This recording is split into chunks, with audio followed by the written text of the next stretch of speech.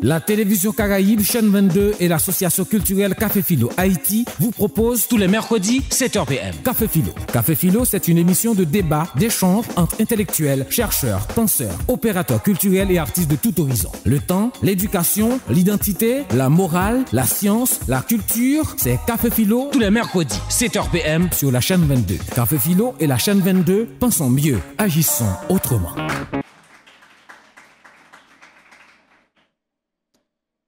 Bienvenue au Mardi de la philosophie. Je profite de l'occasion pour remercier toute l'équipe de Café Philo qui m'offre la possibilité de ce soir et d'être modérateur, de modérer le café de ce soir. Nous recevons le docteur Hans Lamar sur le thème Portrait psychologique de Toussaint Louverture. Pour respecter le schéma du café, nous allons entonner ensemble l'hymne national.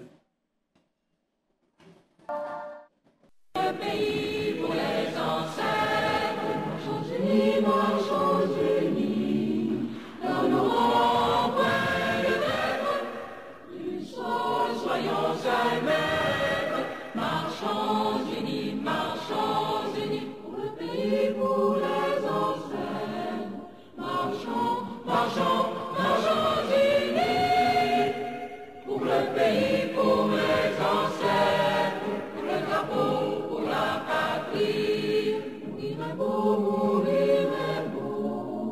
notre passé nous crie, ayez la main guérie, mourir est beau, pour le drapeau, pour la patrie, mourir est beau.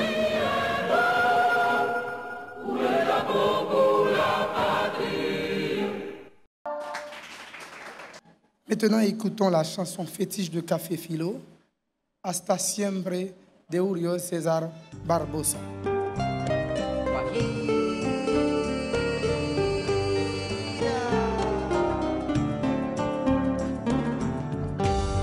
Aprendimos a quererte desde la histórica altura, donde el sol de tu bravura le puso cerco a la muerte. Aquí se queda la clara, la entrañable transparencia de tu querida presencia, comandante Che Guevara.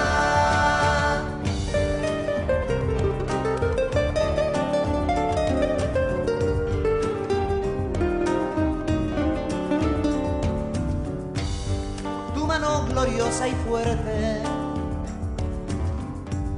desde la historia dispara, cuando todo Santa Clara se despierta para verte.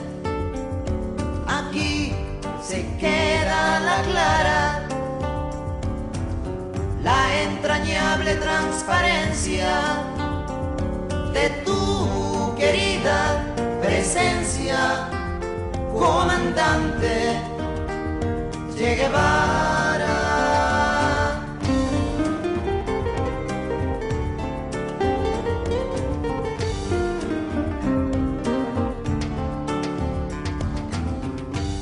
Vienes quemando la brisa con soles de primavera para plantar la bandera con la luz de tu sonrisa. Aquí se queda la clara, la entrañable transparencia de tu querida presencia, comandante Che Guevara.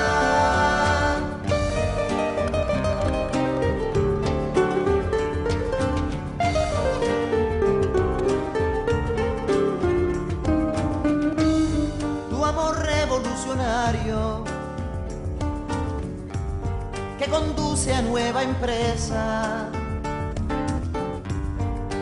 espera la firmeza de tu brazo libertario. Aquí se queda la clara, la entrañable transparencia de tu querida presencia, comandante Che Guevara.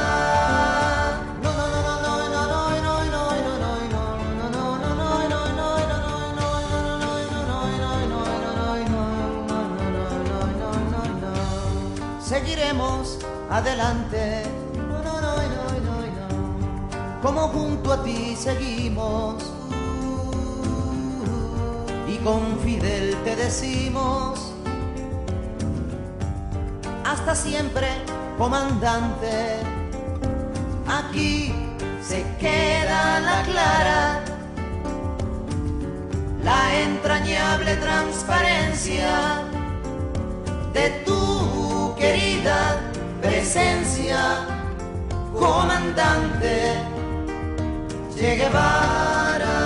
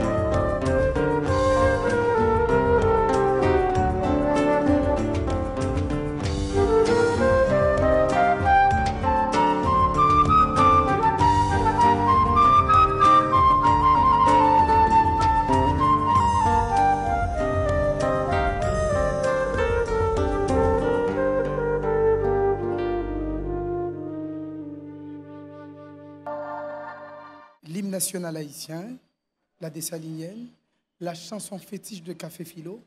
Maintenant, c'est le tour de visualiser ensemble une projection audiovisuelle.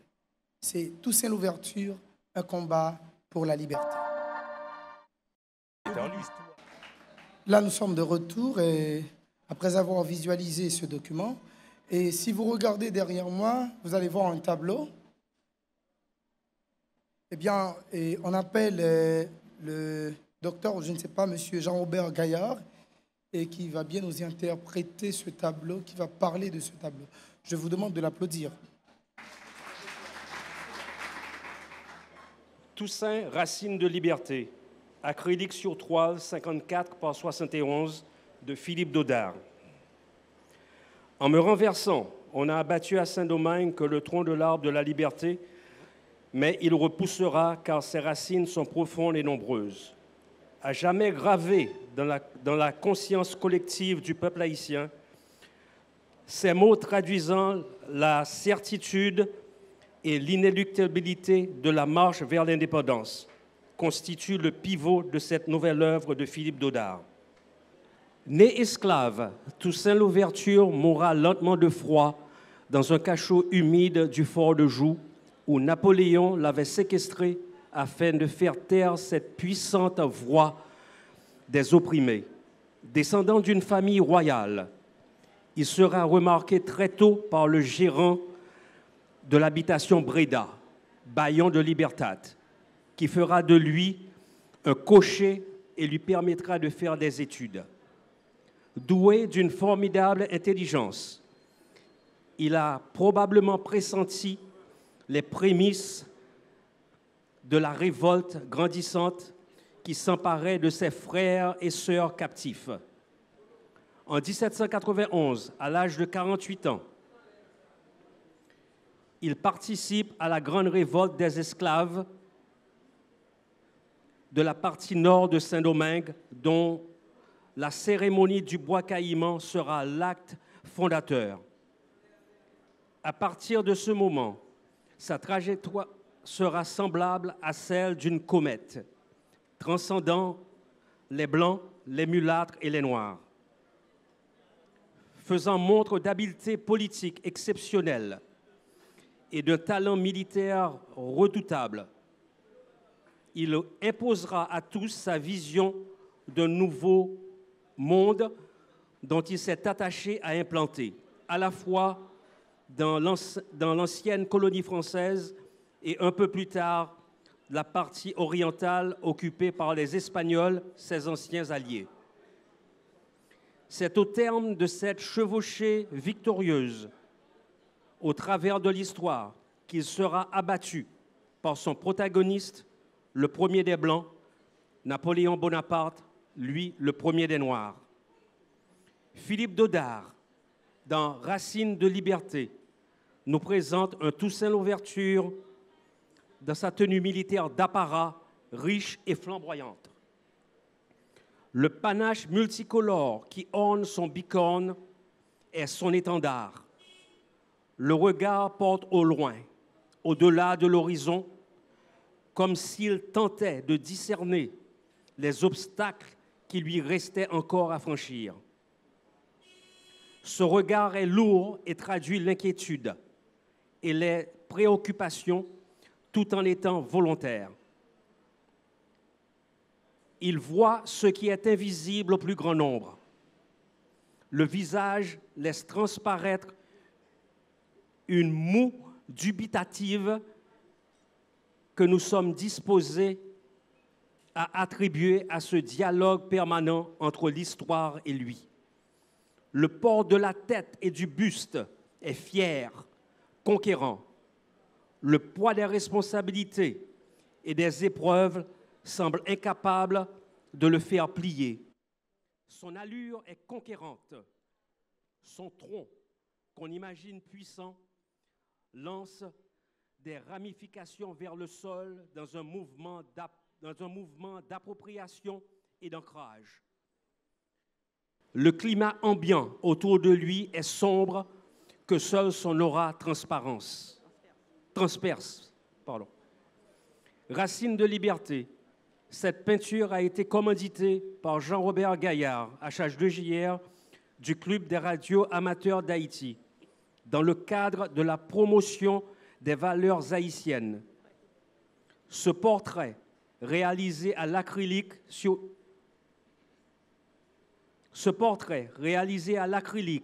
une toile de grand format, 54 par 71, exprime au travers de son symbolisme la puissance dramatique de cette gigantesque figure historique. Merci à M. Jean-Robert Gaillard et qui nous a expliqué ce portrait extraordinaire de Toussaint Louverture. Eh bien, il y a un dicton qui dit « il n'y a pas de peuple sans histoire ». Depuis l'époque précolombienne, arrivée à l'époque contemporaine, eh bien, on doit connaître notre histoire. Mais ce soir, il est question de parler de portrait psychologique de Toussaint Louverture. Ben, vous savez que la psychologie, c'est l'étude du comportement humain et des processus mentaux. Mais on ne peut pas parler de portrait sans ne pas faire allusion ou sans ne pas parler d'aspect, forme ou de caractéristiques. On se demande si la thématique de ce soir ferait objet d'une bivalence, en ce sens que le débat autour de ce singulier sujet ne sera pas tout à fait linéaire ou monopolisé, c'est-à-dire basé seulement sur la psychologie, mais aussi et surtout sur l'histoire. Docteur Lamar, je m'assure que les caféiers, proprement dit, et les amis de Café Philo qui nous regardent à présent sont vraiment impatients à déguster ce café succulent et très sucré de ce soir. Sur ce, vous avez la parole. Bonsoir. Je remercie l'organisation de m'avoir invité ce soir afin que je puisse vous exposer ce que je pourrais appeler des réflexions préliminaires sur un aspect qui a été négligé jusqu'à présent, à savoir la personnalité psychologique de Toussaint Louverture. Bien sûr, beaucoup de choses ont été écrites et sont encore écrites sur ce grand homme à la carrure si importante, comme l'a traduit Philippe Dodard dans son tableau. On a parlé souvent de son caractère, mais sans véritablement décrire pourquoi Toussaint Louverture est devenu Toussaint Louverture. Alors, je voudrais faire quelques mises en garde avant de vous parler de mes réflexions et de mes interprétations. Tout d'abord, je suis psychiatre et je vais bien sûr utiliser une perspective qui est habituellement la mienne. Je ne suis pas historien, mais à quelques reprises, j'aurai à mentionner des événements historiques pour expliquer leur importance dans la structuration de la personnalité de Toussaint Louverture. Alors bien sûr, quand on s'adresse à un homme tel que lui, il faut avoir à la fois beaucoup de courage, beaucoup d'ouverture et surtout beaucoup de respect. Toussaint Louverture reste quand même un personnage qui transcende le temps jusqu'à présent. Comme vous l'avez vu tout à l'heure durant cette émission, Toussaint Louverture est un personnage quasiment mythique. Alors, j'aurai malheureusement la tâche ingrate de revenir sur l'homme et je vais le faire de manière respectueuse comme le mérite Toussaint Louverture à qui l'humanité entière doit beaucoup. Alors, Toussaint Louverture est né en 1741 dans un contexte très particulier, celui de Saint-Domingue, cette colonie française extrêmement productive qui a fourni à la France tant de richesses. Le contexte de l'époque, vous le connaissez tous. Au plan socio-ethnique, la colonie était séparée en 3 catégories d'individus. D'une part, les Blancs, qui constituaient à peu près un peu moins de 10% de la population totale, qui était constituée bien sûr par les propriétaires ou leurs mandataires, des petits Blancs qui étaient en général des artisans de toutes sortes, qui n'avaient pas forcément un statut économique intéressant, et le personnel de l'administration ainsi que de l'armée. Les mulâtres, qui étaient donc le produit d'union entre les Blancs et les Noirs, qui eux aussi, même s'ils ont bénéficié de certains droits, se retrouvaient avec un statut inférieur à celui des Blancs, et bien sûr cette grande masse d'esclaves africains venant surtout de l'Afrique de l'Ouest. Alors, c'est dans ce contexte que naît Toussaint Louverture, possiblement en 1741. Alors, la première chose que je voudrais vous partager, c'est que quand j'ai eu à faire cette analyse, je me suis dit, quel est l'axe que je vais utiliser? Régulièrement, lorsqu'on est psychiatre, on est amené à parler avec nos patients de ce qu'ils ont pu vivre durant leur enfance, leur adolescence et dans les périodes plus récentes de leur vie. Ça nous permet d'avoir des informations intéressantes et utiles pour la compréhension de leurs problématiques, de savoir effectivement un certain nombre de choses, comment s'est déroulée leur enfance, est-ce qu'ils ont été victimes de mauvais traitements, est-ce qu'ils ont eu des facilités à apprendre, est-ce qu'ils ont été des jeunes difficiles ou au contraire plutôt faciles, comment ils ont fait leur choix de carrière professionnelle, comment ils ont fait leur choix amoureux, etc. Bien sûr, c'est un axe de pénétration qui a été beaucoup aidant pour moi, dans la mesure où effectivement,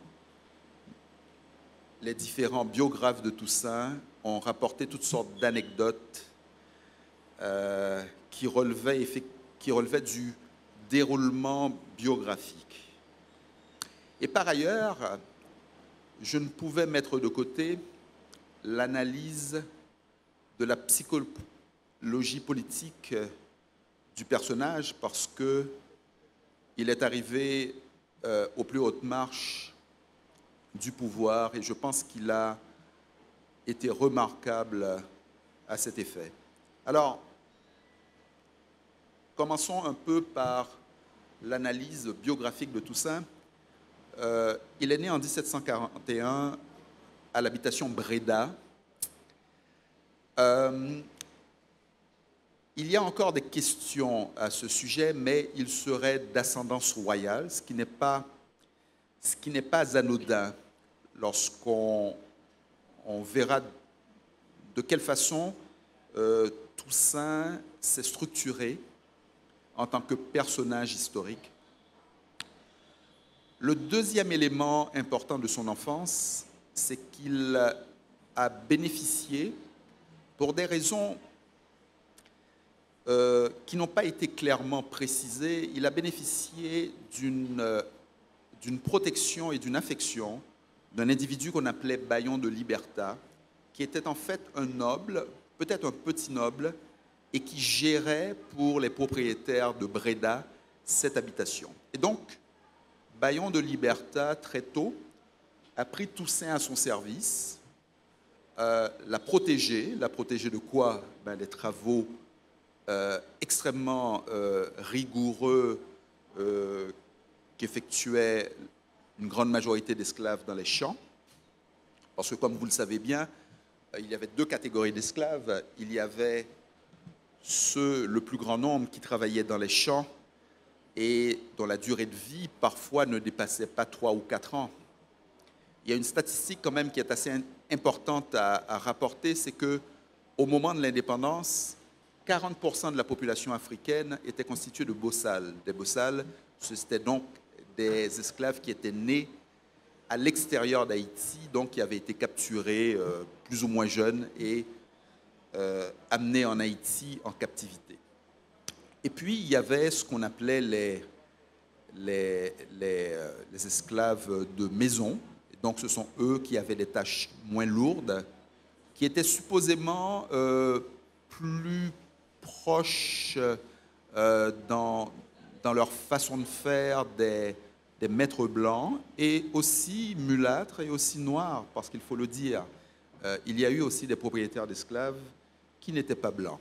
Et d'ailleurs, Toussaint Louverture, et c'est un point qui fait bien sûr l'objet de débats, a été lui-même propriétaire de plusieurs habitations et donc propriétaire d'esclaves.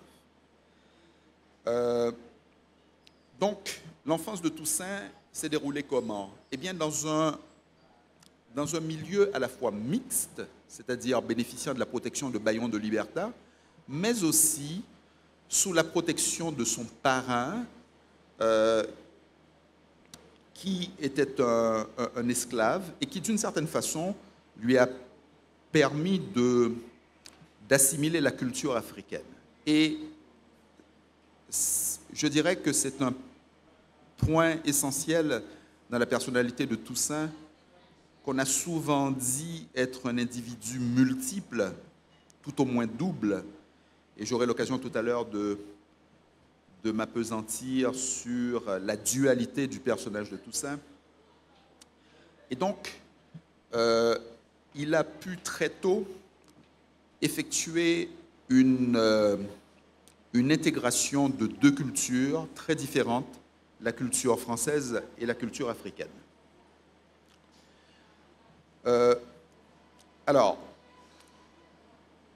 il a bien sûr eu une éducation chrétienne.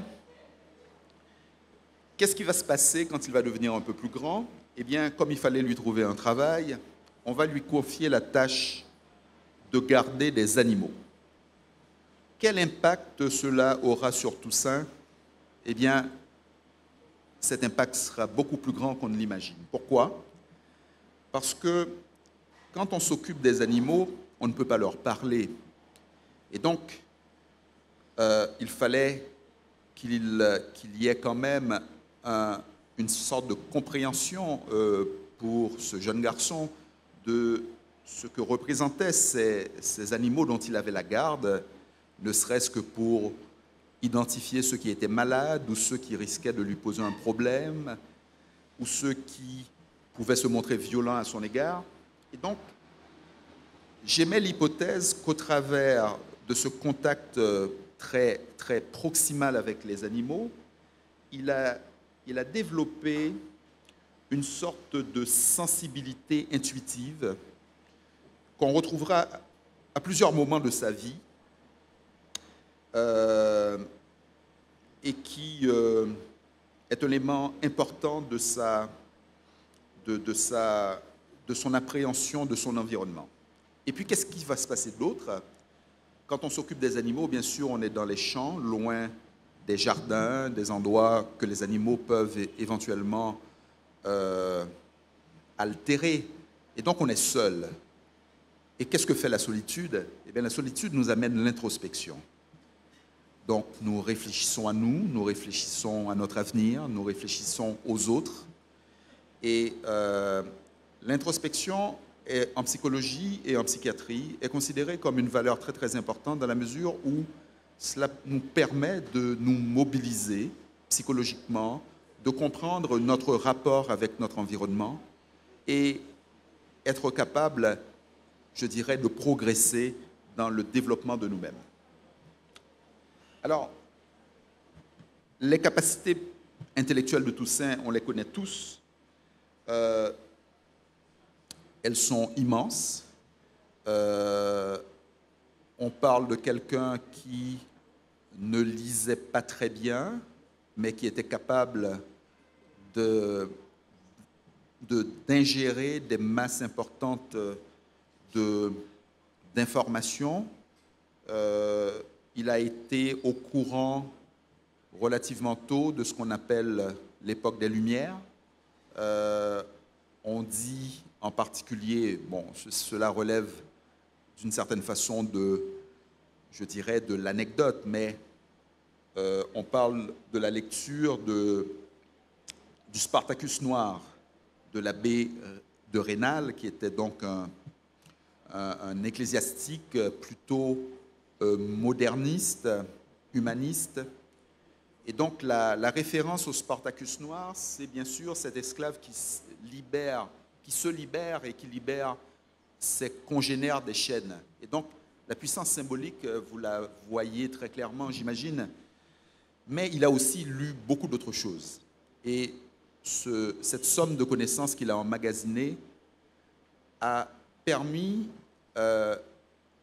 à Toussaint de développer cette personnalité complexe que l'on retrouvera par la suite. Alors, l'adolescence de Toussaint, qu'est-ce qui se passe? Vous savez que l'adolescence est une période charnière dans la vie de n'importe quel individu. C'est une période de changement, c'est une période de préparation à l'âge adulte. Je ne suis pas sûr qu'à l'époque, l'adolescence était en soi une période de la vie aussi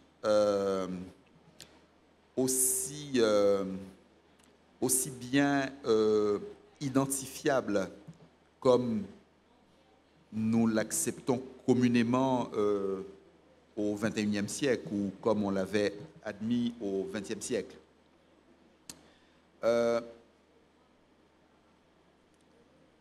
Son adolescence a surtout été marquée par le fait qu'il est devenu un cavalier émérite, qu'il a développé la science du traitement des chevaux et, comme vous le savez bien, le cheval était un élément très important de l'activité économique, de l'activité de labeur à cette époque. Donc on parle du seul moyen de locomotion presque.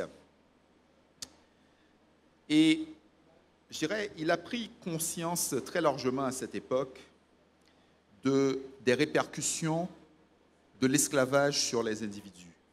D'une certaine façon, ce qu'on a appelé les leçons froides et dures du réalisme et les rapports de force.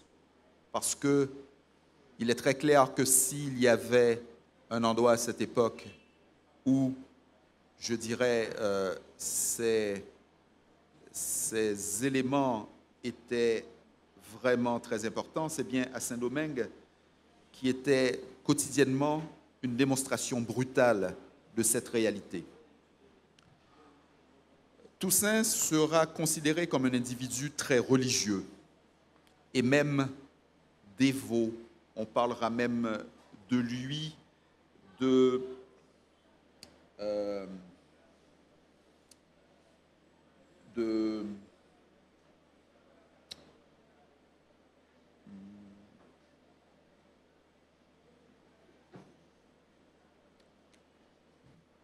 donc d'extrêmement religieux. Alors, qu'est-ce que ça nous apprend, l'hyper-religiosité chez Toussaint? Eh bien, tout d'abord, Toussaint était attaché à la culture catholique, mais on pense aussi qu'il avait une très grande connaissance de la culture, de la religion vaudou, et même certains biographes, et dont Madison Smart Bell,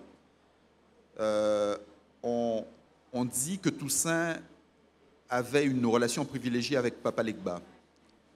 D'où son nom de Toussaint l'Ouverture. Pourquoi? Parce que Papa Legba était un peu un ouvreur de chemin et a considéré comme étant l'équivalent de Saint-Pierre. Mais il ne faut pas oublier aussi l'importance de sa culture franc-maçonnique.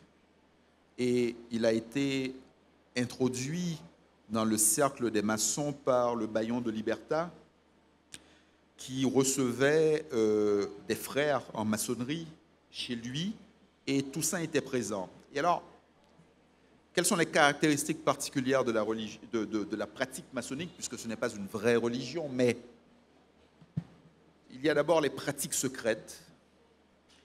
La maçonnerie a été très longtemps persécutée, et donc on ne s'étonne pas qu'effectivement ils se soient repliés sur eux-mêmes.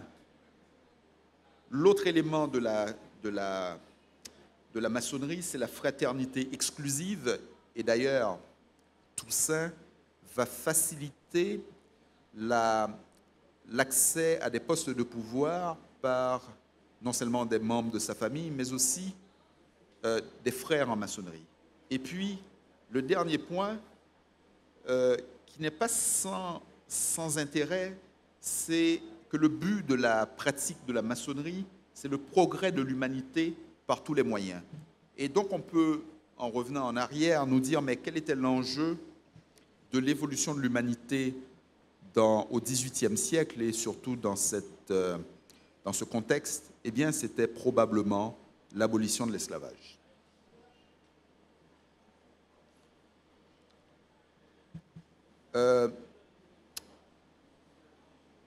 Que sait-on des années qui se sont succédées? Eh bien, tout d'abord, on pense que Toussaint a bénéficié de ce qu'on appelait la liberté de savane. La liberté de savane, c'était quoi? C'était tout simplement des esclaves, en général de maisons, qui bénéficiaient de la possibilité de circuler. Parce qu'effectivement, il y avait la maréchaussée, qui était un corps administratif très important à Saint-Domingue et qui était chargé justement d'une part, de s'assurer que les esclaves restaient sur les plantations et d'autre part, de capturer ceux qui tentaient de regagner les groupes de marrons dans les montagnes. Et alors, c'est d'autant plus intéressant que des études ont montré que les marrons étaient en grande majorité des esclaves de maison plutôt que des esclaves de champ, alors que tout pourrait nous indiquer plutôt le contraire.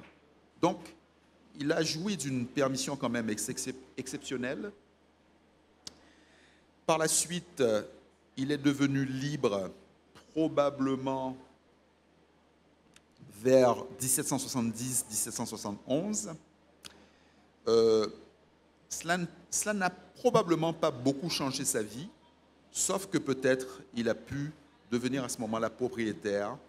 Et il y a une anecdote, plus qu'une anecdote qui circule, c'est que possiblement Dessalines ait été un esclave dans une des propriétés de Toussaint Louverture et à qui Toussaint Louverture a donné l'affranchissement. Et donc, cela, bien sûr, éclaire sous un jour nouveau les relations très complexes entre Dessalines et Toussaint Louverture, quand on sait très bien que c'est Dessalines, d'une certaine façon, qui a dénoncé Toussaint Louverture et provoqué son arrestation et sa déportation en France. Je passerai bien sûr sur le fait qu'il ne s'agit pas simplement de dire qu'il y avait des blancs, des mulâtres et des esclaves. C'est qu'à l'intérieur même de chacun de ces groupes, il y avait des rapports complexes, d'une complexité extraordinaire, bien sûr qui mériterait une autre période de discussion entre vous et moi. Toujours est-il qu'en 1789,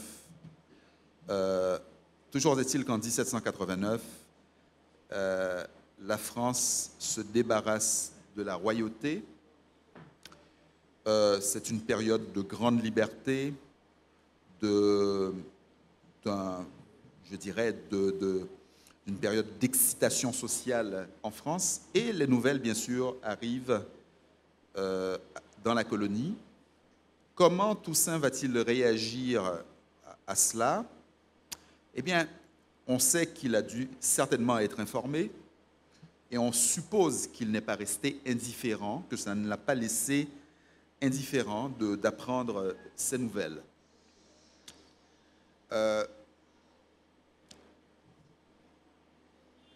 Mais cela n'a pas provoqué à ce moment-là d'engagement particulier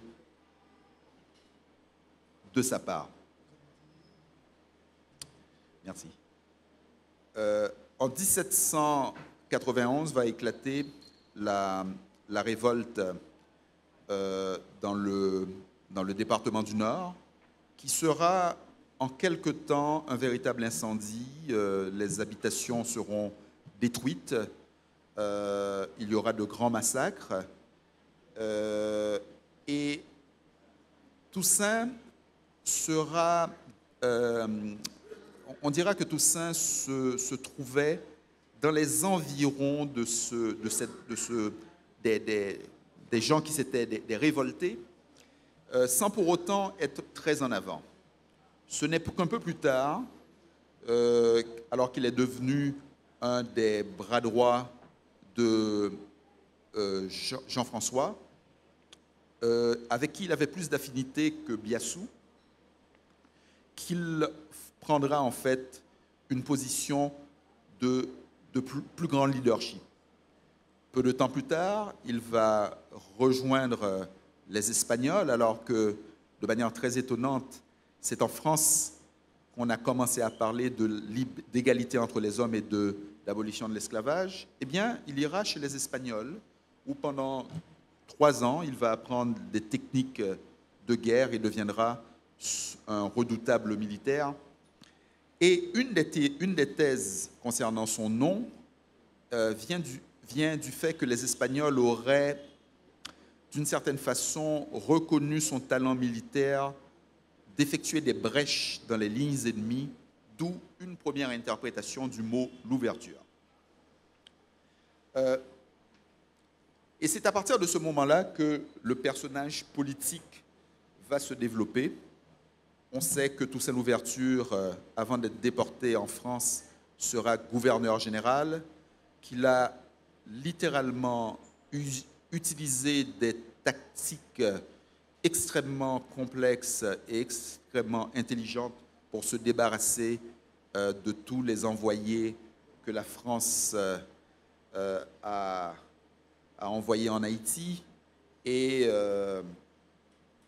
il a démontré des grandes capacités d'homme politique. Et d'ailleurs, c'est à cette période-là qu'on a décrit, en fait, tout et son contraire sur Toussaint Louverture, comme si, en fait, on ne pouvait que soit l'aduler ou au contraire le démoniser.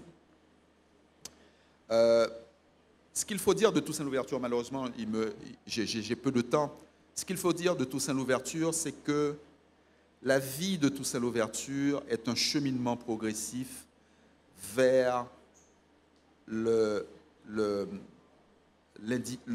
extraordinaire qu'il est devenu, son intelligence, le fait d'avoir vécu la première partie de sa vie dans un contexte où il était protégé, où il a pu développer son intellect, où il a pu apprendre, où il a pu intégrer différentes cultures en même temps, où, au travers probablement de la religion et de la maçonnerie, il a pu intégrer une certaine forme d'humanisme. Bien sûr, il y a des traits chez lui qui ont été vilipendés, critiqués. On l'a accusé d'avoir un langage double, d'avoir même plusieurs personnalités qu'il utilisait au gré des situations. Mais si on regarde les choses de l'autre versant, et de dire, Toussaint Louverture a été un individu extrêmement adaptatif, qui était capable, pour une même décision, de se placer des deux côtés de la question, qu'il a développé des talents militaires extraordinaires parce que ça a été très utile pour lui, même si souvent il a laissé les bases œuvres à Dessalines. Je vous ai mentionné tout à l'heure la notion de dualité chez Toussaint Louverture. Eh bien, cette dualité est un élément fondamental chez lui, à savoir la capacité de se mettre dans plusieurs positions à la fois et d'une certaine façon de réussir toujours ce qu'il entreprenait. Je dirais un mot pour terminer. Toussaint Louverture, oui, merci. Toussaint Louverture, eh bien, il a su incarner le destin non seulement de ses frères noirs, mais aussi des mulâtres, mais aussi de certains blancs. Il a réalisé, je dirais, une paix dans un contexte extrêmement volcanique, extrêmement explosif. Il a amené la paix après qu'il y ait eu des massacres et bien sûr toute la mémoire de l'esclavage. Je dirais, il est un peu dommage qu'il n'ait pas été jusqu'au bout de sa réflexion et peut-être même de son intention. Il a été malheureusement abattu en plein vol par Napoléon. Je pense qu'il, pour plusieurs raisons, ne voulait plus que Toussaint Louverture soit sur la scène. Et il l'a fait enfermer au fort de Joux. Comme il ne pouvait pas l'exécuter, il l'a fait mourir à petit feu et on lit que la ration de bois pour chauffer son cachot était réduite de semaine en semaine parce que, comme c'était un individu extrêmement vigoureux malgré une carrure chétive, il était extrêmement résistant. Donc, je dirais, nous avons eu la chance en Haïti d'avoir un personnage aussi extraordinaire que Toussaint Louverture. Nous ne connaissons pas tout de lui. Il mérite notre respect et notre admiration. Sur ce, je vous remercie et bonne soirée. Alors, le débat maintenant est lancé et on est tout à fait satisfait de voir qu'il y avait cette bivalence. Alors, ce n'était pas linéaire ou encore monopolisé. Alors, l'histoire avait sa place. On a bien besoin des données historiques et à travers les données historiques, on a pu révéler les faces cachées du personnage et proprement dit encore révéler entièrement sur le plan physique, mystique et psychologique. Maintenant, c'est le tour du débat, mais avant même, nous allons auditionner, nous allons regarder ensemble une vidéo. C'est la pause musicale avec Vévé, Local de Niska et Lolo de Boukman. Alors, le débat est lancé. On vient de regarder ensemble Vévé, Local de Niska et de Lolo Boukman. Ça montre notre culture, ça fait référence à notre culture. Eh bien, on parle de Toussaint Louverture, on parle d'histoire d'Haïti. Eh bien, on va continuer, on va rentrer d'emblée dans le débat. Et sur ce, on va appeler D'Angelo Néard, Emmanuel Stéphane Laurent et Philippe Dodard. Bonjour. Ma question pour vous est la suivante. Pouvez-vous nous faire le portrait de Toussaint Louverture, son portrait psychologique? Merci. Donc, ma question est la suivante. Notre conférencier a parlé de la dénonciation de Dessalines, que c'est lui qui aurait fait prendre Toussaint. Est-ce que ça explique qu'il y avait une grande divergence politique entre ces deux hommes qui étaient vraiment des leaders? Est-ce que c'est parce que Dessalines aurait une vision plus radicale justement de la lutte pour la liberté? Donc, comment expliquer cette interprétation? Merci. Bien.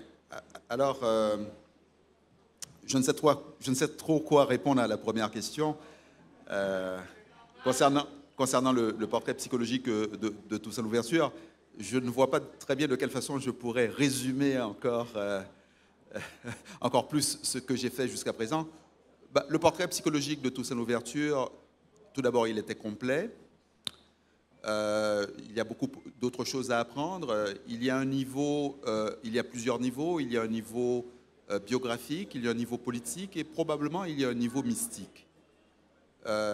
S'il y a un terme qui en fait peut concentrer tout ce qu'on pourrait dire au sujet de Toussaint Louverture, c'était un individu extrêmement intelligent et extrêmement complexe. Voilà.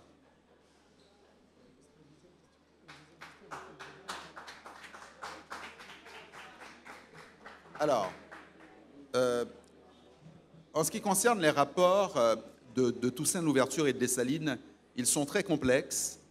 Comme je l'ai mentionné tout à l'heure, il y a cette notion qui semble être véridique, à savoir que Toussaint Louverture aurait affranchi Dessalines. Est-ce qu'il y avait des différences politiques? Est-ce qu'il y avait des différences de personnalité? Eh bien, je pense qu'il y avait des deux. Nous connaissons tous le tempérament de Toussaint Louverture, qui privilégiait quand même les accords plutôt que l'utilisation de la force brute pour s'imposer.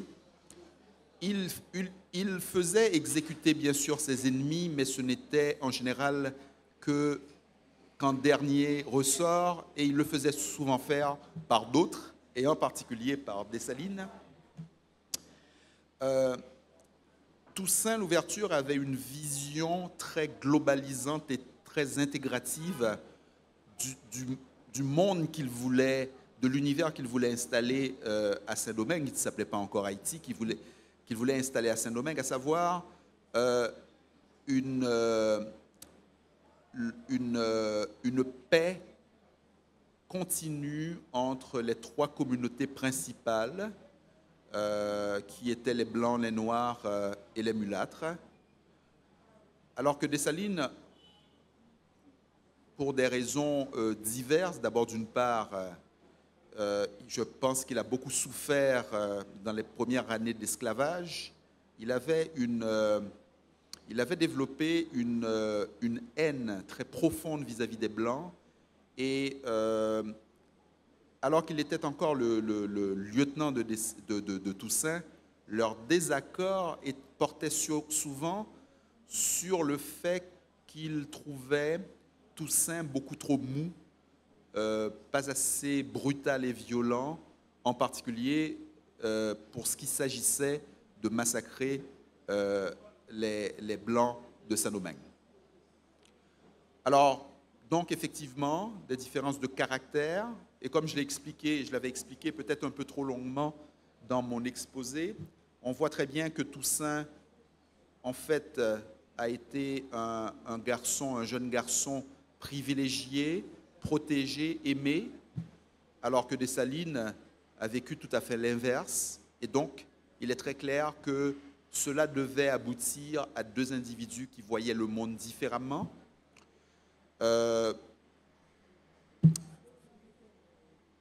Au plan politique, Dessalines voulait certainement l'indépendance, Toussaint aussi, probablement, mais de manière différente. Merci. Maintenant, on appelle Paulo Madson, d'Orvelus Gérald. Je dis bonsoir à tous. À vous, docteur. C'est plus que dubitatif, dans la mesure où je m'attendais justement... alors, ce n'est pas pour parodier d'Angelo qui disait que je ne sais pas, pourquoi ne pas nous dresser un portrait psychologique de Toussaint Louverture. Mais ici, Toussaint Louverture, très souvent on le sait que c'est un personnage assez complexe. Mais moi-même, je voulais savoir à quoi est due justement cette complexité de ce grand personnage. Par exemple, qui n'a pas hésité pour son neveu à le tuer. Est-ce que c'était un maniaque? Mais je ne sais pas. Mais voilà, moi-même, je suis très intéressé à avoir des réponses à ces, je sais pas, à ces questionnements-là. Mais voilà, je suis resté sur ma soif. Bon, merci. Bonsoir, M. Dorvelus Gérald, présentateur à la Mégastar, chaîne 60, qui me font émission sur Ombre et Lumière où l'art s'interroge. Que malgré que moi suive exposé M. Ak, essayer de faire un portrait psychologique de Toussaint Louverture, mais il y a l'artiste peintre qui est là, en parlant de M. Philippe Dodard. Philippe Dodard, qui appartient à une école bien déterminée, le cubiste, que je dis à lui-même personnellement que lui fait Toussaint Louverture. Mais Toussaint Louverture, ça, moi, je pensé que conférencier à lui-même personnellement, par rapport à couleur, Philippe Dodard, utilisé là, que il t'a rejoindre au point de vue historicité. Je m'explique, c'est dans l'histoire d'Haïti, où toujours on montre photo de Toussaint Louverture. Mais l'artiste lui-même personnellement, le moment qu'il fait photo ça, ok, pour faire des portraits psychologiques de Toussaint Louverture, ça se dit beaucoup de choses. Mais moi personnellement, que m'a tout dit ça, que le moment où je regarde d'abord, moi son pied bois. Moi que les racines, et puis que moi que sous visage monsieur également que les débois, etc. et autres. Donc je ne me retrouve pas plus profondément par rapport à cet exposé. C'est comme si que je n'étais capable de parler de Marche arrière 1 ou bien Marche arrière 2 de Roger d'Orsainville qui a su regretter d'être qu'il était péché contre l'histoire. Donc, sincèrement que l'artiste lui-même n'est qu'une référence. N'est qu'une référence. Même s'il était cubiste, mais l'artiste Philippe Dodard n'est qu'une référence. Donc, de par rapport de cette peinture-là, que je pensais qu'il a révélé toute angoisse, ok, de Toussaint Louverture. Merci. Le débat continue, mais j'ai deux petites questions pour l'intervenant. Et il a parlé de Toussaint Louverture, son portrait psychologique. Et quand on voit de portrait psychologique, on voit un caractère héréditaire et la société dont ce dernier vivait. Est-ce que Toussaint Louverture, eh bien, c'est l'expression de l'hérédité ou encore c'est l'expression de la société dont il vivait? Ou est-ce que Toussaint Louverture, alors ce portrait psychologique que vous présentez, dans quel registre? Est-ce un caractère héréditaire ou les phénomènes sociaux qui se présentaient dans la société de Saint-Domingue d'alors. Et l'autre question, c'est Toussaint Louverture a laissé le camp espagnol avec l'invasion d'anglo-espagnols. Et pourquoi est-ce que Toussaint Louverture a laissé ce camp? On sait bien que Toussaint Louverture a reçu une éducation à la française. Et qu'est-ce qui fait que Toussaint Louverture était au camp des Espagnols? Bien. Comme je l'avais dit durant mon exposé, sa décision de rejoindre les Espagnols, disons, était plutôt curieuse dans la mesure où il rejoignait un camp qui était plutôt favorable à la poursuite de l'esclavage, alors qu'il quittait les Français, dont il était relativement proche, et qui, eux, d'une certaine façon, même s'il y avait des divergences très importantes, on parle quand même d'une période révolutionnaire dans tous les sens du terme, à savoir qu'il y avait beaucoup de brassage d'idées. Il n'y a pas d'explication très claire là-dessus. Moi, je pense, mon interprétation est que ça a été pour lui un repli stratégique. Je pense qu'il a anticipé, ou on lui a peut-être laissé envisager une ascension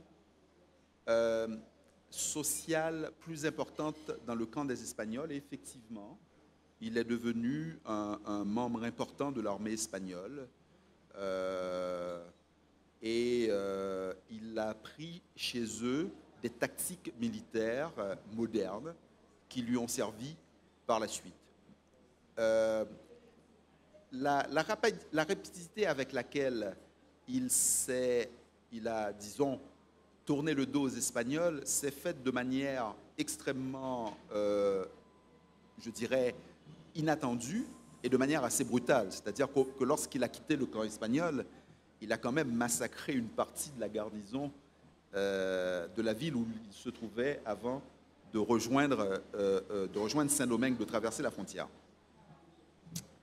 Voilà. Je ne saurais vous dire plus sur cette décision. Moi, je pense qu'il a, d'une certaine façon, pour une raison qui lui appartient, que les historiens n'ont pas véritablement réussi à percer, ça serait plutôt à aller chercher du côté du repli stratégique.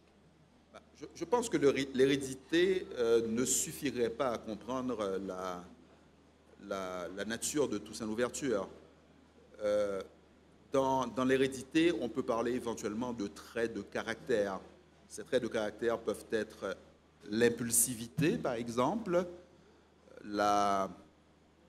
l'agréabilité. Souvent en psychologie, pour définir des traits héréditaires de caractère, on parle de ce qu'on appelle les Big Five. Alors, les Big Five, qui est en fait sert surtout d'acronyme, va désigner une série de 5 caractéristiques qui sont probablement acquises, mais qui ne suffiraient pas à expliquer la complexité d'un personnage comme celui de Toussaint Louverture. Et donc, il est évident que pour aller un peu plus loin dans la compréhension, il faut se baser sur des éléments environnementaux, sur le contexte de l'époque, sur les événements qu'il a traversés. Parce qu'il faut dire une chose, Toussaint Louverture ne serait pas Toussaint Louverture sans la Révolution haïtienne et la Révolution française qui l'a précédée. Donc, je dirais, ce qui est formidable avec Toussaint Louverture, c'est que probablement, il a été capable de capter le souffle de l'histoire et de le transformer dans un projet social extrêmement important. Alors, merci. Et je vous demande d'applaudir l'intervenant. Merci. D'avoir répondu à l'invitation, c'est très bien, merci. C'est comme ça que tous les mardis de la philosophie, rendez-vous pour un autre mardi prochain. Je pense que vous serez au rendez-vous. Eh bien, rendez-vous pour mardi prochain et bonne soirée à vous tous. C'est un seul père descend en bacal à ma chambre. Et puis moi, c'est même butin. Ni ça qu'a fait plein des autres pour nous pas vivre ensemble. Et vous et moi, c'est yon et l'autre, c'est yon dans l'autre. Mais là tout bitin brûlé, faut non fin calculer, faut yo apprendre peser. C'est qui bon ça et mauvais. Mais t'es en liberté, j'apprends ton résilier. J'apprends ton espérer. Haïti chérie, la vie pas finie. Haïti chérie, changement qu'a fini. Haïti chérie, la vie pas finie. Haïti chérie, continue à sourire. Si l'amour qu'a ouvert porte, c'est que les mois au décimois, prends-moi. Jacques, Mel, Thomas, 5-15 coffres, l'homme au cas, mon témoin, pour ça qui près, pour ça qui loin.